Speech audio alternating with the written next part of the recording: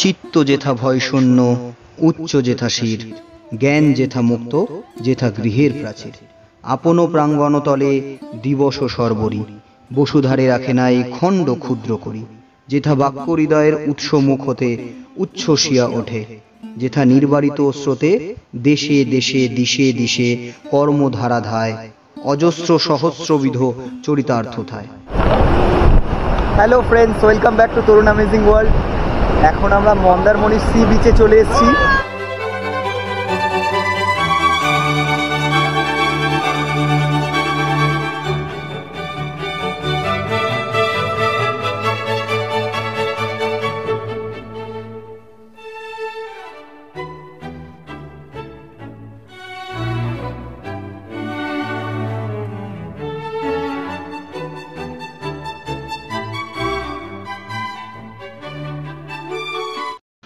Hello friends, welcome back to Tarun amazing world.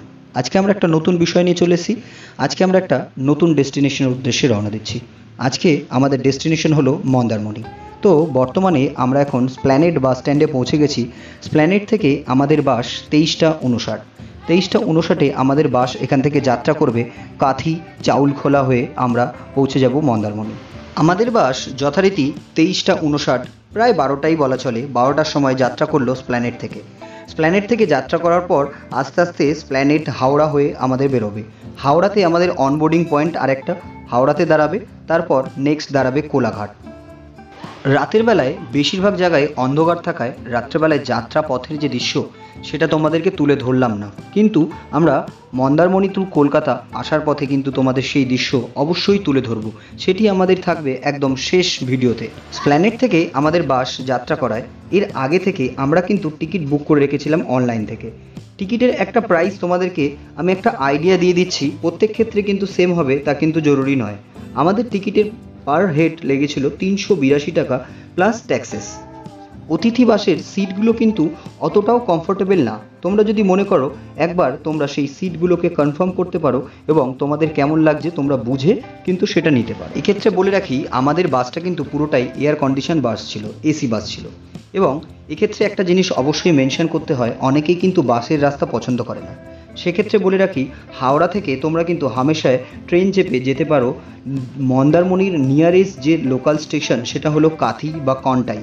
17 kilometre দূর মন্দারমণি থেকে। মন্দারমণিতে তোমরা যাওয়ার জন্য কন্টাই বা কাথি স্টেশনে নেমে সেখান থেকে ট্যাক্সি বা যে কোনো প্রাইভেট কার হায়ার করে তোমরা কিন্তু মন্দারমণি বিচে পৌঁছাতে। কলকাতা থেকে বাসে তো চেপে পড়লাম, কিন্তু মন্দারমণিতে এসে আমরা কোথায় স্টে করব, তোমরা কোথায় থাকবে, অবশ্যই এর থেকে বড় প্রশ্ন কিছু হতে পারে না। তো আমাদের দেখা হোটেল সিল্যান্ড আমরা আগে থেকে বুক করে এসেছিলাম। তো আমাদের চেক ইন টাইম 11:30। এক্ষেত্রে একটা কথা মেনশন করতেই হয়, আমরা স্প্ল্যানেড থেকে বাসে করে যাত্রা করার পর আমাদের বাস চাউলখোলাতে এসে দাঁড়াবে। চাউলখোলাতে নামার পর সেখান থেকে আমরা অটো, টোটো বা টেকারে করে ধরে আমরা মন্দারমণি বিচে কিন্তু পৌঁছালাম। এবার এখানে সবথেকে গুরুত্বপূর্ণ বিষয় যেটা, এখানকার হোটেলগুলোর চেক ইন টাইম। আমরা 5:30টার সময় ভোরবেলায় পৌঁছেছি এখানে, কিন্তু চেক ইন 11:30। সেই বিষয়টা তোমরা কিন্তু আগে থেকে ব্যবস্থা করে আসতে হবে। Hello friends, welcome back to Tarun amazing world. এখন আমরা মন্দারমণি সি বিচে চলে এসেছি। এখন আমরা মন্দারমণি সি বিচে চলে এসেছি। কীভাবে এলাম এবং কোন কোন হোটেলে আমরা এখানে থাকছি, কি কি তার প্রাইস এবং কি কি তার খরচা রয়েছে, কিভাবে তোমরা কলকাতা থেকে আসবে, সমস্ত কিছুই এই ভিডিওর মধ্যে তোমাদেরকে বিস্তারিত বলবো। আমাদের সাথে দেখতে থাকো এবং আমাদের চ্যানেলে যদি তোমরা নতুন হয়ে থাকো অবশ্যই সাবস্ক্রাইব করতে ভুলো না, তরুণ অ্যামেজিং ওয়ার্ল্ড। তো এখন আমরা মন্দারমণি সি বিচের সামনে দাঁড়িয়ে আছি। সে অসাধারণ এক ঢেউ এবং অসাধারণ এক অভিজ্ঞতা। সামনে দেখো অঝরে ঢেউ এগিয়ে আসছে।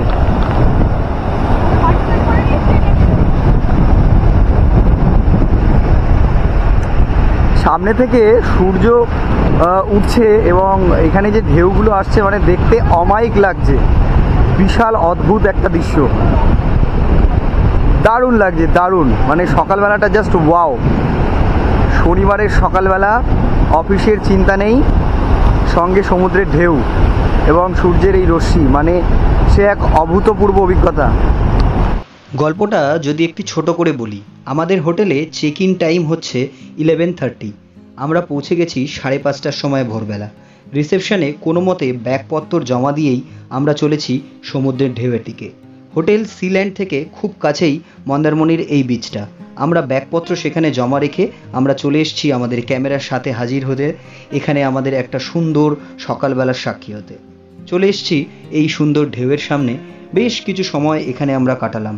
বলতে পারো আমরা রিসেপশনে সমস্ত জিনিসপত্র রেখে সমস্ত কাজ আমাদের অলমোস্ট হয়েই যায় 11:30টার মধ্যে।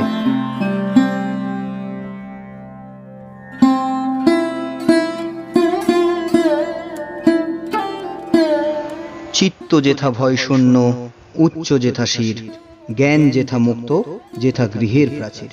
আপন প্রাঙ্গণ তলে দিবস সর্বরি, বসুধারে রাখে নাই খণ্ড ক্ষুদ্র করি। যেথা বাক্য হৃদয়ের উৎস মুখ হতে উচ্ছ্বসিয়া ওঠে, যেথা নির্বারিত স্রোতে দেশে দেশে দিশে দিশে কর্মধারা ধায়, অজস্র সহস্রবিধ চরিতার্থ থায়। যেথা তুচ্ছ আচারের মরুবালু রাশি, বিচারের স্রোতপথ ফেলে নাই গ্রাসী।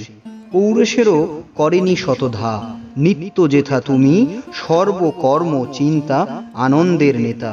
নিজ হস্তে নির্দয় আঘাত করিপিত, ভারতের সেই স্বর্গে কর জাগরিত।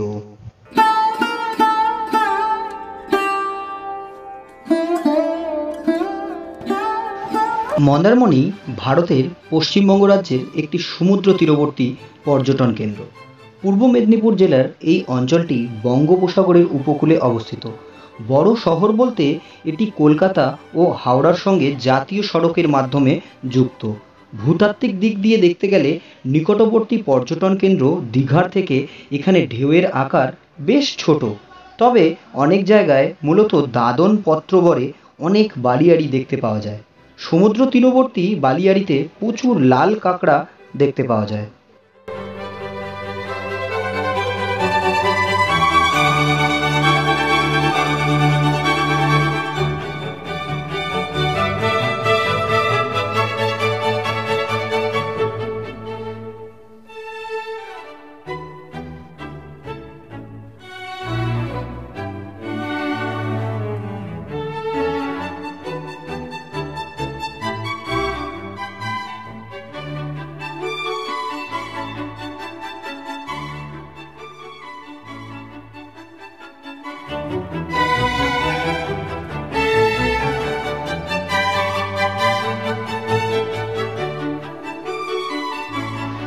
কাঁথি থেকে চাউলখোলা হয়ে মন্দারমণি যেতে হয়।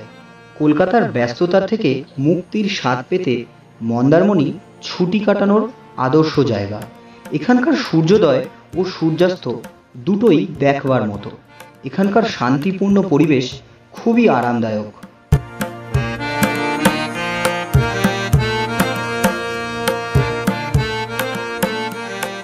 তো আমাদের হোটেলে রিসেপশনে আমাদের সমস্ত ব্যাগপত্র রেখে আমরা সমুদ্র তীরবর্তী অনেকক্ষণ সময় এখানে পার করলাম। এবার আমরা সবাই মিলে ডিসাইড করলাম কি আমরা রিসেপশনেই আমাদের ব্যাগপত্র যেমন রয়েছে তেমন রাখা থাকবে এবং আমরা আমাদের ড্রেসটা চেঞ্জ করে একেবারে স্নান করা এবং ব্রেকফাস্টের জন্য বেরোবো। তো তাই যথারীতি ঠিক হলো, আমি আমার ক্যামেরা নিয়ে বেরিয়ে পড়লাম।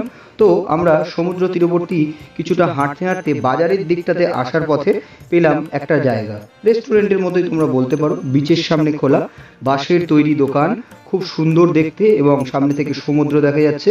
সামনে বসেই চা এবং ব্রেকফাস্ট খুব অনায়াসে আমরা করে ফেললাম।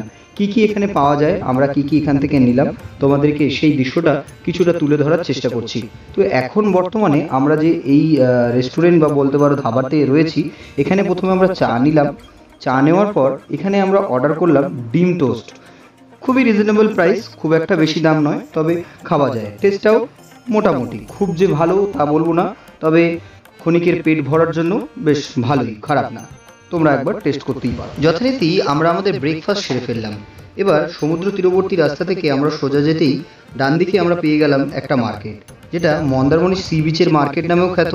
বেশ বড় মার্কেট। পুরো মার্কেটের ভিডিওটা আমরা তোমাদের পরবর্তী পার্টে ভালো করে এবং বিস্তারিতভাবে তুলে ধরবো।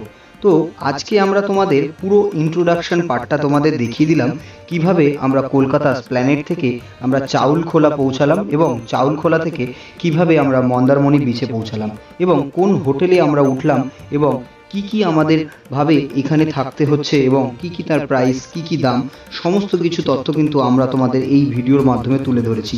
এবং কিভাবে তোমরা আসবে অল্টারনেটিভ ওয়ে, ট্রেনে করে কিভাবে আসতে পারো, সমস্তটাই কিন্তু এই ভিডিওর মধ্যে তুলে দিয়েছি এবং তোমাদেরকে সমস্তটা তথ্য যতটা আমার পক্ষে সম্ভব তোমাদের কিন্তু দিয়েছি।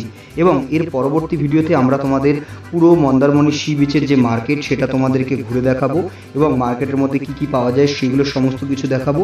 মার্কেটের সামনেই একটা খুব সুন্দর একটা মন্দির রয়েছে, সেই মন্দিরের দৃশ্যও তোমাদেরকে তুলে ধরবো। তো তোমরা সমস্ত এই ধরনের আরও ভিডিও পেতে আমাদের চ্যানেলটাকে অবশ্যই সাবস্ক্রাইব করে দাও এবং আমাদের এই ভিডিওটা ভালো লেগে থাকলে অবশ্যই লাইক করো। আর তোমাদের যদি কোনো রকম মন্তব্য থাকে অবশ্যই কমেন্ট বক্সে জানাতে ভুলো না। তো দেখা হচ্ছে পরের ভিডিওতে, ততক্ষণ সবাই সুস্থ থেকো, ভালো থেকো, জয় হিন্দ, বন্দে মাতরম।